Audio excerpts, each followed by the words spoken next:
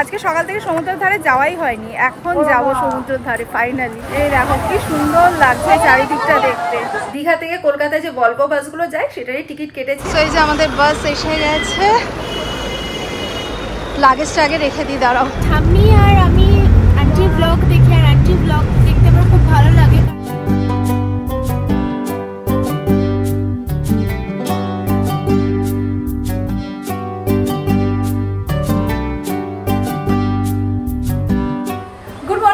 Welcome back to the channel, আমি শ্রাবন্তী। আশা করি তোমরা প্রত্যেকে খুব ভালো আছো, সুস্থ আছো। আমরা খুবই ভালো আছি। আজকে আমাদের লাস্ট ডে ইন দীঘা। আজকে আমরা কলকাতায় ফিরে যাচ্ছি। তো কালকে ব্লগে আমি তোমাদের বলেছিলাম, কালকে প্ল্যান ছিল যে ভোরবেলা সমুদ্র ধারে গিয়ে সানরাইজটা দেখবো। এবার যেহেতু কালকে ঘুম থেকে উঠতে পারিনি, কালকে তো সানরাইজ দেখা হয়নি, তো সেই জন্য ভেবেছিলাম আজকে ভোরবেলা উঠে সমুদ্র ধারে গিয়ে সানরাইজটা দেখবো। বাট আজকে অ্যালার্ম বাজার পরে যখন ব্যালকানিতে এলাম, এসে দেখি বাইরে যেমন কুয়াশা তেমন মেঘ করে আছে, ফলে আজকেও আর সানরাইজ দেখা হয়নি। এখন কুয়াশাটা কেটেছে, বাট এখনো কিন্তু ভীষণই মেঘ করে রয়েছে। তো যাই হোক, এবার যাবো, গিয়ে ব্রেকফাস্ট করে নেবো, আর একটু পরে আমরা চেক আউট করে যাবো। তো একেবারে সমস্ত কিছু প্যাকিং করে নিয়েছি, ব্যাগ ফ্যাগ রেডি আছে আমাদের। জাস্ট টুকটাক লাস্ট মিনিটে যেগুলো লাগবে সেগুলোই আর কি বাইরে রয়েছে, সেটা ব্রেকফাস্ট করে এসে প্যাক করে নেবো। আর তোমাদের বলছিলাম না, এই রুম থেকে দারুণ সমুদ্রের ভিউ পাওয়া যায়। দেখো এদিকটা পুরো দুদিক ওপেন আছে, এখানে একদম বেডে বসে, এই দেখো বেডে বসে একদম ডিরেক্টলি সমুদ্র সুন্দর ভিউ পাওয়া যায়। আর এখানে তো রয়েছে একটা আড্ডা জোন, এখান থেকে আড্ডা মারো, কিছু খাও, আর সামনেই সমুদ্র। আর তাছাড়া এখানে তো ব্যালকানিও রয়েছে। তো এই রুমটা থেকে খুব সুন্দর আর কি আমরা সমুদ্রের ভিউ এনজয় করলাম। দুদিন আমাদের দীঘাতে খুব ভালো কাটলো, খুব এনজয় করেছি। ব্লগগুলো দেখছো তো, ব্লগগুলো কিন্তু দেখো, আর ব্লগগুলো জানিও তোমাদের কিরকম লাগলো। ব্লগগুলো তোমাদের ফ্রেন্ডস ফ্যামিলি সকলের সাথে শেয়ার করো। তো এইমাত্র আমি একটা ব্লগ লাইভ করলাম, এই যে আমার ল্যাপটপ। তো চলো মা, নাকি এবার ব্রেকফাস্ট করে আসি। মাও রেডি হয়ে বসে রয়েছে, চলো ব্রেকফাস্ট করে আসি।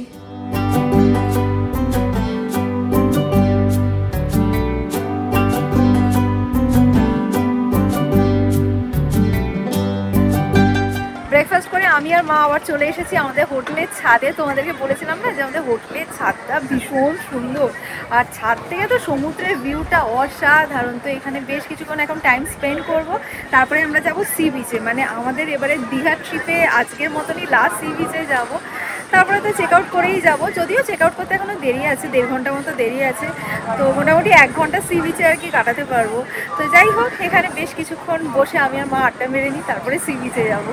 ফাইনালি রোদের দেখা পেলাম। সকাল থেকে যা মেঘ করেছিল, দেখে মনে হচ্ছিল বোধহয় যে বৃষ্টি হবে। প্রথমে বলছিলাম না, পুরো অন্ধকার করে রয়েছে। তো যাই হোক, চলো যাই। আর আজকে একদম মানে আজকে সকাল থেকে সমুদ্রের ধারে যাওয়াই হয়নি, এখন যাব সমুদ্রের ধারে ফাইনালি।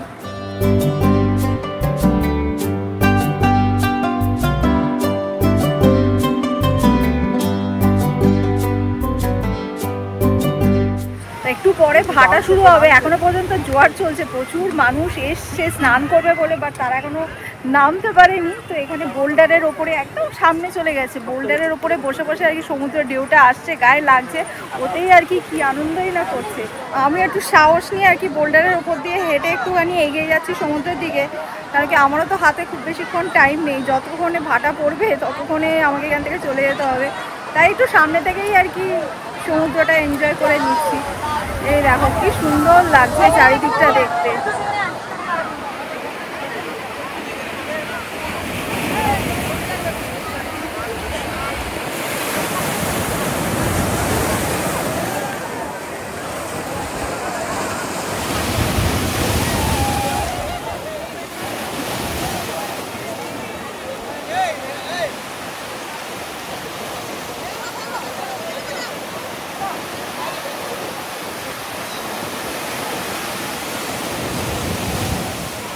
অনেকক্ষণ সমুদ্রের ধারে বসলাম।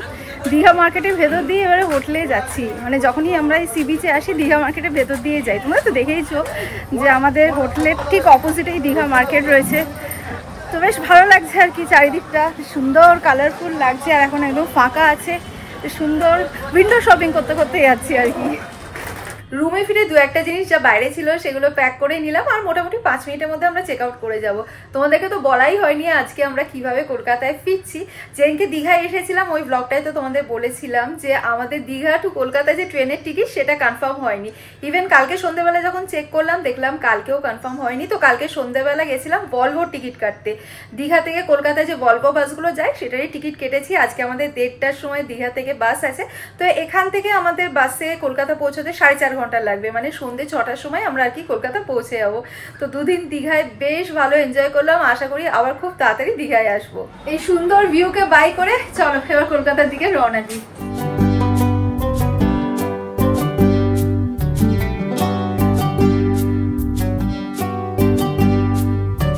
আমাদের বাসটা এসে যেখানে পিক আপ করবে আমরা সেই পিক আপ পয়েন্টেই দাঁড়িয়ে আছি। নিউ দীঘাতে হোটেল অম্বালিকা আছে, অম্বালিকার সামনে আমাদের ওয়েট করতে বলেছে।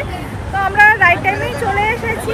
এখানে 1:30টার সময় বাসটা আসার টাইম, এখন বাজে 1:10। ঠিক আছে, মানে তাড়াতাড়ি করে এসে একটুখানি অপেক্ষা করা ভালো, না তো দেরি করে আসলেই ভয়ে ভয়ে আসতে হয়, গেল বোধহয় বাসটা বেরিয়ে। আর আজকে বাসটা বেরিয়ে গেলে কেলেঙ্কারি কাণ্ড হয়ে যেত আর কি। নেক্সট বাস আবার কখন আছে, আবার সেখানে যাও, আবার টিকিট পাওয়া যাবে কি না। তো যাই হোক আমরা একদম টাইমেই আছি, বাসটা আসুক। তো এই যে আমাদের বাস এসে গেছে, লাগেজটা আগে রেখে দিই, দাঁড়াও দাদা এটা রেখে দিন, লাগেজগুলো রেখে দিয়েছি। এবার চলো বাসে উঠে পড়ি। 23-24 আমাদের সিট নাম্বার।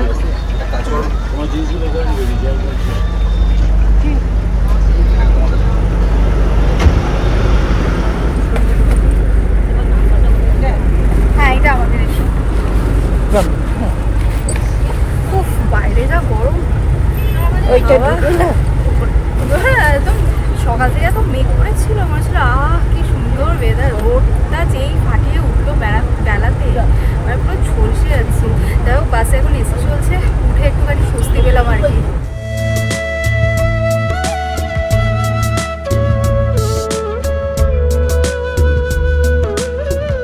আমাদের যেখান থেকে পিক আপ করলো ওখানে জাস্ট 2 মিনিট মতো দাঁড়িয়েছিল, তারপরে বাসটা ছেড়ে দিল। সিটটা বেশ কমফোর্টেবল আর এসিটাও যথেষ্ট স্ট্রং আছে। তো আমরা যাচ্ছি শ্যামলী পরিবহনে।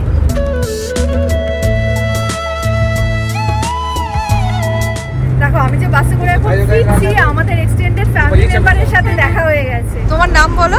অবন্তিকা দাস। কোন ক্লাসে পড়ো? আমি 9 হবে আমার। আচ্ছা আচ্ছা।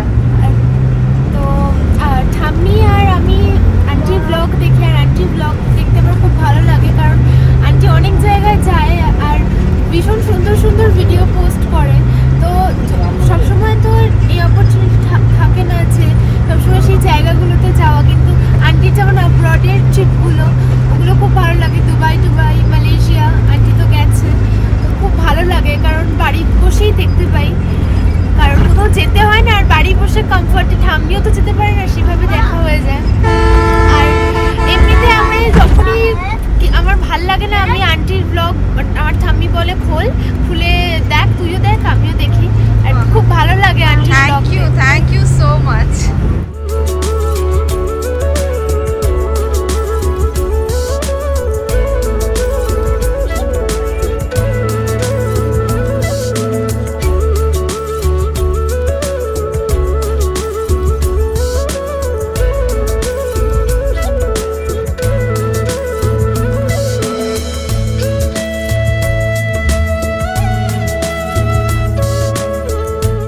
বাজে এখন 4:10। আমাদের বাস অনেকটা পথ পেরিয়ে এখন কোলাঘাটে এসে দাঁড়িয়েছে। এখানে 20 মিনিট মতো আর কি ব্রেক দিয়েছে, কারো যদি কিছু খাওয়ার থাকে খেয়ে নেবে, টয়লেট যাওয়ার থাকে টয়লেট চলে যাবে। তো 20 মিনিট মতো দাঁড়িয়েছে, 4:30টার সময় এবার এখান থেকে রওনা দেবে। সব গল্প বাসগুলো এখানেই এসে দাঁড়িয়েছে।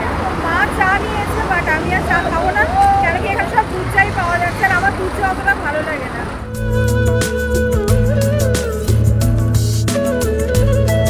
সো টাইম হয়ে গেছে, 20 মিনিটস দাঁড়ানোর কথা ছিল, বাট তার থেকে একটু বেশিই হয়ে গেল আর কি, অলমোস্ট আধ ঘন্টা হয়ে গেল। তো এবার বাসটা ছাড়বে, চলো উঠে পড়ি।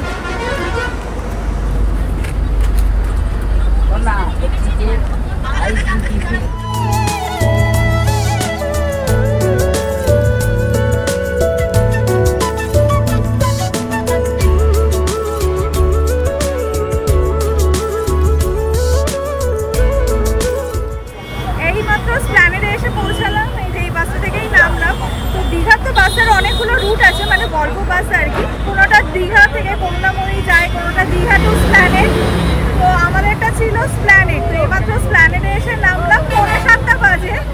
একটু লেট হয়ে গেছে, কেন কি এক তো যেখানে ব্রেক দিয়েছিল সেখানে যে টাইমটা দেওয়া ছিল, তারপরেও কিছু মানুষ দেরি করে বাসে উঠেছিল, সেখানে একটু লেট হয়েছিল।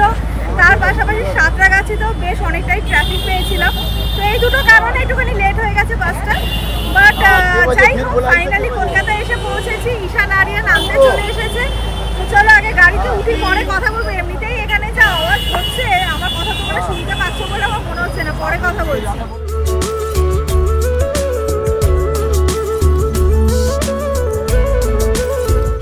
ফাইনালি বাড়ির দিকে রওনা দিয়ে দিয়েছি। আচ্ছা, আমরা এই ভলভো বাসে ফার্স্ট টাইম ট্রাভেল করলাম, তো সেটাও আবার দীঘা থেকে কলকাতা। কীরকম এক্সপিরিয়েন্স হলো সেটাও তোমাদেরকে বলে দিই। খুবই ভালো এক্সপিরিয়েন্স হয়েছে।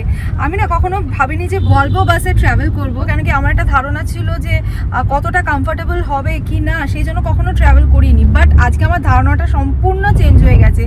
খুবই কমফোর্টেবল এবং স্মুথলি এসছি বলতে পারো। এই যে 5 ঘন্টা রাস্তাটা কিন্তু বোঝা যায়নি। আর সবচেয়ে বড় কথা, মানে একটু টায়ার্ডনেস আসে না 5-6 ঘন্টা ট্রাভেল করলে, একেবারেই সেই টায়ার্ডনেসটা আসেনি। সিট তো খুবই কমফোর্টেবল ছিল, এসিও বলছিলাম, এসিও কিন্তু যথেষ্ট ভালো ছিল।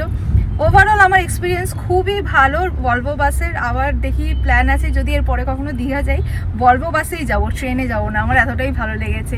তো মা কিরকম এনজয় করলে বলো? খুব ভালো এনজয় করলাম। এবারে তো সুইট হোম সুইট হোম, ফিরতে তো হবে। হ্যাঁ, যেখানেই যাই না কেন ফেরার পরে মনে হয় না আমার হোম সুইট হোম, ওটার থেকে বেস্ট জায়গা আর কিছু হতে পারে না। তো আবার খুব তাড়াতাড়ি কোথাও প্ল্যান করে বেরিয়ে পড়বো এবং তোমাদের সাথে আবার ট্রাভেল ব্লগ শেয়ার করব। তো আশা করি দীঘা সিরিজের প্রত্যেকটা ব্লগ তোমরা দেখেছো। যদি না দেখে থাকো প্লিজ গিয়ে দেখে নাও, আর ব্লগগুলো তোমাদের ফ্রেন্ডস ফ্যামিলি সকলের সাথে শেয়ার করো। আর যেটা প্রতিবার বলি, প্লিজ এখনো পর্যন্ত অনেকে ভিডিও দেখছো বা চ্যানেলটা সাবস্ক্রাইব করোনি, তারা প্লিজ চ্যানেলটা সাবস্ক্রাইব করে নিও। আর স্মাইল উইথ শ্রবসের ফেসবুক পেজটাও প্লিজ ফলো করে নিও। Thanks for watching and by.